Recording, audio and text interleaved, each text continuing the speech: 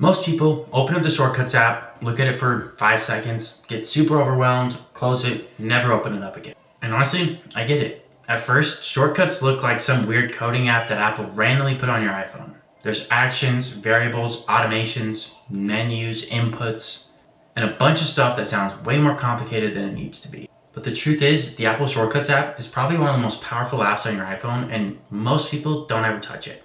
And it's crazy because once you start using the Shortcuts app, you realize that it can save so much time on your day.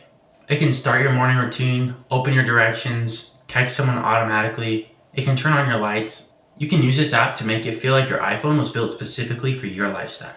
And that's the best part. You don't need to learn how to code or anything. Apple Shortcuts is not coding. It looks like coding, but it's really just stacking little actions together. Think of it like a Lego.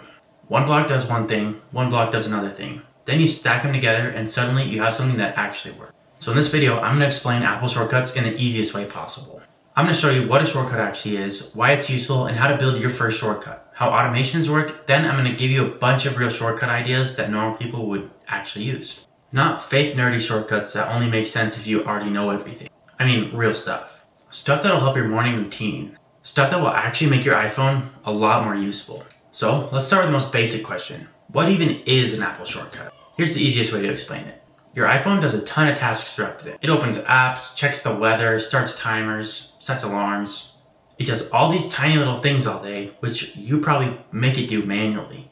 Apple Shortcuts lets you connect all those tasks together, so then instead of clicking 5 different buttons, you just click the one button and it does all those things for you.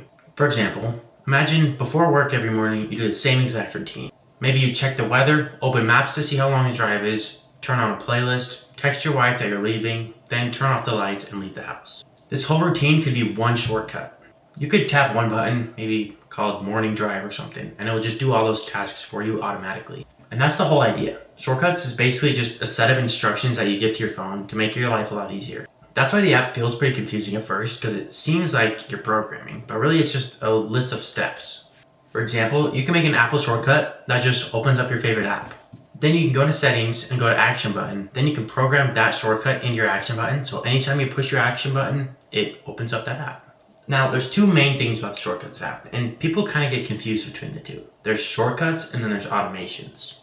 They're pretty similar, except a shortcut is something you will run manually. And an automation is based off of time, location, all sorts of different things. So back to that morning routine shortcut we made. You could just make that so it always does all those things right when you connect to Apple CarPlay, and you'd make that as an automation instead of a shortcut.